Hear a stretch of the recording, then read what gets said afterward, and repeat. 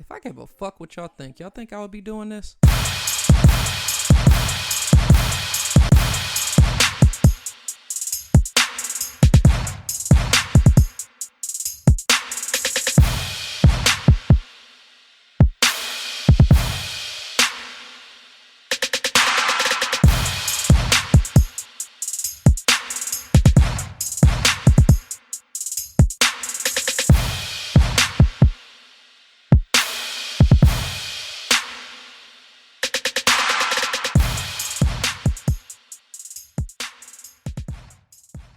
Welcome to the FMFU podcast, the podcast that's from me, for us. Vulgar but true, real and never fake. I'm your host, Reese, and I've got a lot of shit on my mind today, so let's get into it. Happy Friday, people, and welcome to 16 bars of the FMFU podcast. First and foremost, before I continue on, I want to give a big shout out to my wifey, as today is her motherfucking birthday. Cue the March Madness music in the background. But, ultimately, happy birthday, my lady. I hope you enjoy your day. And on a sidebar, I guess you were right in episode 3 that Justice League sucked, because that shit only grossed $657 million, and it didn't even hit a Billy mark. So get ready to have some fun this weekend. We're going to have lots of it. And also, you're going to get lots of penis. But anyways, hey, back to y'all. So the weekend is upon us. And while I had a short but busy fucking week as I took Friday off, I had to make sure I put something out and at least drop the gem on y'all before I hit the road to the casino for the weekend. Speaking of which, shout out to my boys over there on the Drop a Gem podcast. Niggas be talking about some real life shit and holding it down up here for the city of Boston. I guess my man Vaughn is putting on for the city of Providence since he's been deemed as Providence's finest now. But follow them boys on iTunes, Apple Music, or SoundCloud, and make sure you give them a listen. And don't forget to subscribe, just as you should to me. I'm all about promoting people who be talking that good shit, real life shit, and having mad fun doing it. So speaking of fun, though, leads me into my next point. It's funny how when you speak on something, then it eventually happens, like right after that. Like that speak it into existence shit really does happen. Or either shit is just always a very big fucking coincidence. So like just the other day, I remember telling myself how, the music nowadays has evolved over times. And not necessarily just the music, but the feel for it as well. Now, of course, you're probably thinking, well, duh, we all know this. People clown it, say it's not the same. Everything from back in the day always gets the better vote compared to anything nowadays, whether it's music or sports. Ain't nothing but mumble rap. Niggas say the same shit. Yeah, I get all that. But hear me out for a minute. Like, think about back when, like, Jay-Z was on fire. Like, every year dropping a brand new album. Or, like, when Busta Rhymes was in his prime. Redman, Method Man, the whole Wu-Tang, DMX. What these bitches want from a nigga. That whole 90s to early 2000s era, which to us, we lots of times consider it the GOAT because, like I said, we always put the old school stuff over the new school stuff, no matter what it is. And it also probably more so relates to us because that's when we grew up. So, of course, it was mad lit. But one of the best things about that time, it wasn't just the music itself. It was also the artistry of the music videos. Like, the music was the soundtrack, but the art, maybe even if it was the real art, depending on how you look at it, the real art was the music videos. Who remembers TRL when it used to be popping? That Total Request Live shit. Like, that shit had me wanting to go to New York real bad, just so I could go to Times Square and be down there and see all the shit on TRL. Because I just figured, like, it'd be real cool to see something that I used to see on TV. Because I used to come home every day and watch that show after school. But TRL brings me, to my point, which I really thought to myself. And I asked this question and I thought, would some of the artists from back then be as relevant if they came out today? So think about all of the Eminem music videos, Guilty Conscience, Real Slim Shady, Without Me, all the Ludacris videos, Roll Out, Move, Bitch, Stand Up. Like the fun videos that used to drop and take over not only TRL, but 106 in Park. Well, I think I had that question answered for me the other day because a dope ass video dropped. Migos came on the scene with their Walk It Talk It video, which it was a dope ass play on Soul Train, characterizing it as the culture ride. The video was dope, unique, different, and I think it was off the fucking chain. And regardless of all that, it was just a fun video. You just got to think this in a perspective here. You got these 3 Georgia niggas who always talking about slanging them chickens and whipping the pot in the kitchen. And they doing a whole song talking about walk it like I talk it on some 70s Soul Train shit with froze and shit. Like, the shit was fucking fire, but it was hilarious all at the same time. And it was like bringing back to those times where the videos used to be fun. And then this nigga Drake comes out on some Smooth Criminal type shit with them curls on his head and singing and hitting Michael Jackson moves and shit. It was just a cool video. But sidebar, man, I just want to say this too. You can say what you want about this nigga Drake. You can say like, oh, people be leaving Drake voicemail, Drake songs in the voicemail, and niggas emotional and singing and whatever else. But I'm gonna tell you, this nigga Drake is in like an exclusive league where like he can pretty much do anything, and this motherfucker is basically untouchable. Like the only other people who really sit in this category, in my opinion, are like Jay-Z, Kanye, maybe Lil Wayne. And I would only say that because nobody else could have done like a rock album, which actually sounded decent and even went gold. Like, think about this. Think about any other artist trying to sing How to Love. Like, that's the only nigga that could probably do that.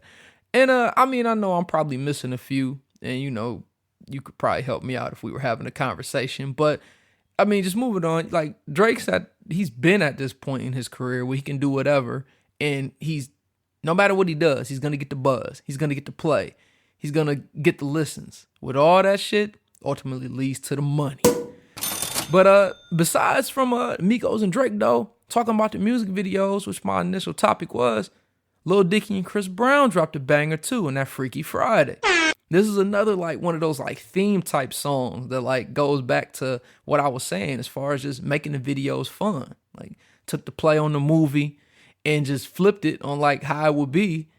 And that's the type of shit that used to happen like in the 90s and early 2000s. Like when they used to have the skits before the song started and talking about different stuff. Or like, I remember like, you know, Lil Scrappy video, No Problem. Like it took, you know, like if him and Lil Jon was doing like the Training Day movie, but it was like they took that for their music video. Like, so it was one of those type of things. And it just, the shit like that to me is just the illest. And it just always brings back those memories to me. But as always in life, even though we get flashes of those memories and we know how good it was back then at the time, it's a lot of things in life we just need to move on from. Especially speaking of Chris Brown, we need to move on from that fucking Chris Brown scandal. So after the release of Freaky Friday, the video, people online were talking mad shit to Ed Sheeran and Kendall Jenner for being a part of the song and the video. Most of the posts were around the lines of things such as, please don't support an abuser, and, you know, shit of that sort. I have a couple ways of looking at this. Well, my first thought is that Chris Brown has collaborated with many artists before, and there has never been any backlash about it, really. And these two featured on Freaky Friday, they weren't even really a collab. It was more like a cameo, to be technical. Chris Brown himself was a feature, as this is technically Lil Dicky's song. Despite those facts, I guess my question is, what was the backlash when he did collabs with other people like Lil Wayne, Kanye, or whoever else? What's the difference? Well, what color is a piece of paper you write on? Yeah, that's the difference. I think people need to realize, well, non-black people, that people make mistakes. In the Rihanna situation, if you want to sit here and clock it, that shit happened almost 10 fucking years ago. And realistically, I think people don't always look at the situation fully and only look at it one-sided or what was reported by the news. What do you mean? Let's examine. One thing that I personally think happened that wasn't reported or talked about is that Rihanna put her hands on this nigga first. I'm willing to bet a lot of money she swung on him or tried to slap him one time, and I'd bet even more money it was probably multiple times. Think about it. All these chicks be online posting and reposting all these memes talking about, I'm crazy. Crazy girls got the best pussy. I'll do this. I'll do that. I'm the type of woman that'll stab you and sit in the ER with you. That's true love. Like, how y'all chicks gonna post stuff like that and have us men not to expect, or anybody to think that she didn't try to hit him first? Especially when a lot of y'all claim to be Rihanna Navy. And even more especially when the rumor was that she saw some shit from a chick in his phone. So of course we know, and that I won't want to say allegations, it's confirmed because he admitted it and he was wrong and the proof was there. But we know he put his hands on her. That's a fact. And regardless of anything that's about to come out of my mouth here, you just got to always remember this bottom line. It is never, ever okay to do that. Point blank bottom line. It's never okay to do that. All right. Now that's out the way. You got to remember, sometimes things happen that are out of your control at times. Now, this isn't to make an excuse, but it can be the case. Let's say hypothetically, and I'm not even going to say hypothetically because this is what I believe happened. Let's say she did hit him first, like I believe. He was driving his $400,000 whip when this incident occurred. So let me ask you, you trying to tell me that if you driving your $400,000 car and a girl try to put her hands on you and could potentially make you crash that $400,000 whip, you're not going to do anything about it? Again, refer to my bottom line I just stated. Point blank. Never, ever okay to put your hands on a woman. But a woman, you can't provoke a man either. That's a sin in the Bible. Women have to realize that if you're quick to put your hands on a nigga, you got to be quick to be able to take it back, because as men, it's only so much we can take before we are pushed to that point. Especially if you about to make me crash my $400,000 whip because you see a bitch in my DMs or something that you think you saw or that you did actually see on my phone. Think about the movie Baby Boy. Remember that part where Jody picked up Yvette from work and they was in the drive-thru and they was going to go get some Lucy's. And remember, she had her thumb in her mouth. She liked Lucy's. And then he was putting the order in. And she went to the back seat to pay for the meal. So she went to get her purse. And she found a pack of rubbers in the back seat. So, she was pissed off. And, he got the food. And she was yelling at the girl. And then, as soon as they pulled up to the house, well, even before then, she started to question him about it in the car. And, you could feel that the tension was boiling up because she just found out that he was fucking bitches in her car while she was at work. So, they started the argument and it started getting more, well, I shouldn't say started because like I said, it started in the car, but it got more heated in the argument when they got to the house. And when it boiled down to everything, it boiled down that Yvette kept hitting this nigga Jody. I think she mushed him, slapped him in the head, then ultimately jawed this nigga closed fist. Like, she hit this nigga like 3 fucking times. I think maybe even more than that. She was even pounding him on the back. The little old woman hits. And what was even crazy is that he was trying to leave to avoid the situation, but she hit the nigga and was like, nah, nigga, you ain't going nowhere. And then at that point, he hit a fucking breaking point and he backhand slapped the ass. And then, she started bawling and shit. So, he went, and he had to try to eat a little pussy or whatever to make it better. So, in the course of all that, I mean, the main thing that's going to come from that, everything before that is going to be, damn, that's fucked up, bro. You can't do that. You can't hit her. Now, however, that's true because of my bottom line. But what happens is that we always choose to look past what provoked him to get to that point. You can be a trivial idiot and say, well, that nigga shouldn't have been fucking with bitches. Maybe he wouldn't have got hit. I mean, okay, yeah. That doesn't matter. Yeah, okay. He shouldn't have if he wanted to be with her. But at the end of the day, she still has no right to put her hands on him as he has no right to put his hands on her. It might sound like a bitch move, but niggas can press charges on chicks too. Don't get it twisted. It just seems like it doesn't happen too often because we got that macho mentality. Like, I'm gonna press charges on a woman. I'm a man, like she beat my ass. Like, I'm gonna look like a hoe. So we don't do shit like that. So you don't hear about it often. But And I know this is all a movie, and people are like, damn, nigga, you always talking about this fucking movie. I'm like, yeah, I probably reference it somewhat a lot.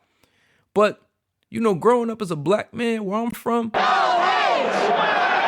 you see lots of shit like this all the time. So you get a good look at how it is in the real world and not on some fantasy online shit or some whitewashed news article shit. Like, when I was a teenager, and even like in adulthood, like still, 18, 19, whatever, I've seen niggas square up with their baby moms. Like, literally, like they had their hands up on some Money Mayweather shit and go at it. Like, I remember I was 15, I seen this shit for like the first or second time. They literally went in, was throwing hands on some fucking, I don't know, bro, like fast on some Dragon Ball Z shit, and then both slid back, and I couldn't believe it with my eyes. I'm like, they really getting it in like that. And a lot of times, it's not even the nigga that be trying to fight. It be the woman like, nigga, we gotta wreck my nigga. Like, oh, you pissed me off. And it's like dead ass. Like, it sounds funny, but it's the truth. So when it comes to shit like this, I always have a different perspective than the masses, because the masses who typically judge shit like this lived in sheltered ass homes and didn't see shit in their life to have a different understanding of things. I mean, I'll be even more real with you. One of my closest friends was in a similar situation to this Chris Brown shit. Driving in the car, got jawed like, 3 times. And then I think on the 3rd time, he swerved in the opposite lane. And when he swerved in that lane, they almost had a head-on collision with a fucking car. So he ignored it. He told her to quit. She wouldn't stop. So what'd he do? Well, he did what he had to do. And he made her ass stop. I mean, was he going to just have to just sit there and take it and keep getting jawed and potentially crash the whip, maybe killing them both, or have a head-on collision, wrecking his car and badly hurting them? Nah. So he did what he had to do, and her ass fucking stopped. So I guess my point with all of this is that you can't hold someone to something for almost 10 years when they made their bed, they laid in it, and they dealt with their consequences. If we were all judged by everything we did for the past 10 years, we would all be looked at as some type of scumbag or fuckboy or stupid bitch for something. Maybe the situations wouldn't be as major as the CB and Rihanna situation, but everybody makes mistakes. And that situation should not take away from what a person is doing today, how they're trying to move on past it. And it also shouldn't take away from anybody's legacy. Like, this nigga Chris Brown is literally a walking, living legend. Like, think about the talent that this nigga got, man. This nigga can do it all. That nigga can sing, dance, rap, act. Like, you don't really got too many people that come around that can do that shit well. Like, it's really the truth. Like, y'all seen Beyonce act in movies? Not that good. So, I mean, at the end of the day, you don't really get a talent like that. And he probably the dude that can dance the best since Michael Jackson. That's why he did that tribute back in, I don't know, whatever year it was when he was crying on stage. Like, because they knew he was the only one who could do the moves like that to do the tribute to MJ. I mean, come on now. So, I just hate when I see shit like that, especially when I know the people commenting on, Kendall, they only commenting because it's Kendall Jenner and Ed Sheeran. And now it's like, oh, it's a big fucking deal that they did a cameo on and not even a Chris Brown song, on a Lil Dicky song featuring Chris Brown. But if anybody else did, any rap artist, anything else, it is not, nobody says anything or nobody's tweeting about them or anything, making it that big of a deal. Yeah, well, because it was mostly white people saying stuff to them. That's why. So don't let old situations, when people try to move on, don't keep making them situations new and keep talking trash about somebody, because how you ever gonna move on? And y'all need to quit with some of the fucking blasphemy too. I remember when I think maybe it got suggested that Chris Brown do a Beyonce concert. It was something like that on Black Twitter. And niggas was clowning like it was just the craziest thing ever. And I'm not sitting here talking about all this like I'm the biggest Chris Brown guy. Like, I've listened to like only a couple CDs. I think he makes hits. I like the nigga. But, I'm not the biggest fan like that. So don't think this is a big cheerleading campaign. I just recognize talent and what it is. And people don't appreciate shit until it's gone. So when there was a suggestion about, I think, a Chris Brown and Beyonce concert, people was clowning like that nigga was like a B grade artist, like he was on Love and Hip Hop or some shit. And I'm just like, y'all niggas is tripping. That would be probably the illest concert ever. So ultimately, we got living legends walking upon us. We gotta appreciate it when we got them, and remember that you just never know. It might not be one day where they ain't here no more. And if you really think that this nigga ain't a legend or he ain't really that good and an artist or whatever, then hey, I think y'all might be smoking crack, man. And you might need to get over yourself. It's the FMFU podcast, bitch. Short and sweet episode of the FMFU podcast this week. I just been extremely fucking busy, but I try to stay consistent with the drops. Still had to drop that on y'all. That did come up to me last minute. I'm like, man, I see people really trying to clown like on some bullshit. So I wanted to let that shit get put out there so y'all can have y'all insight. But short and sweet, we'll be back next week. I'll let y'all. Here go the post roll. Thank you for listening to the FMFU podcast, the podcast that's from me and for us. Make sure you hit that subscribe button, like, and comment, whether you're listening on Apple Podcasts, SoundCloud, or Google Play. Also, make sure you get at me on my social media pages. I have a Facebook page, which you can search for From Me For Us, or you can leave it in the status at FMFU_podcast. Also, get at me on Twitter and Instagram at the same @names. That's at FMFU_podcast. Remember, people, always keep it a buck, always keep it 1,000, and perception is everything. I hope you have a nice day. Still fuck y'all.